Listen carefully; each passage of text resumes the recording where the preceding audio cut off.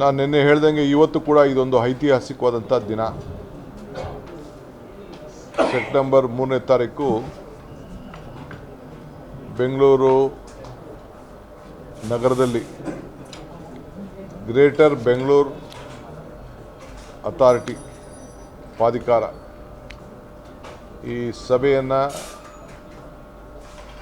ಮಾಡಬೇಕು ಅನ್ನೋದು ಈಗಾಗಲೇ ನಾವು ತೀರ್ಮಾನವನ್ನು ಮಾಡಿದ್ದೇವೆ.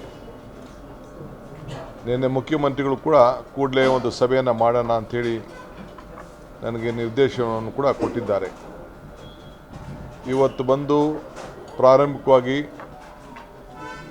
ಇದು ಒಂದು ಒಳ್ಳೆಯ ಸಂದರ್ಭದಲ್ಲಿ ಕೆಲಸ ಪ್ರಾರಂಭ ಮಾಡಬೇಕು ಅನ್ನೋ ದೃಷ್ಟಿಯಿಂದ ಇವತ್ತು ಬಂದು ಗ್ರೇಟರ್ ಬೆಂಗಳೂರು ಪ್ರಾಧಿಕಾರದ ಏನು ಒಂದು ಬೋರ್ಡ್ ಇದೆ ಅದನ್ನು ಆ ಕಚೇರಿಯನ್ನು ಇವತ್ತು ಉದ್ಘಾಟನೆಯನ್ನು ಮಾಡಿದ್ದೇನೆ. ಮುಂದಕ್ಕೆ ಮುಖ್ಯಮಂತ್ರಿಗಳು ಆ ಎಲ್ಲ ನೂತನ ಸದಸ್ಯರನ್ನು ಆಹ್ವಾನಿಸಿ ಒಂದು ಸಭೆಯನ್ನು ಕೂಡ ನಿಗದಿ ಮಾಡೋರಿದ್ದಾರೆ. ನಾನು ಅದಕ್ಕೆ ದಿನಾಂಕವನ್ನು ನಿಮಗೆ ತಿಳಿಸ್ತೇನೆ.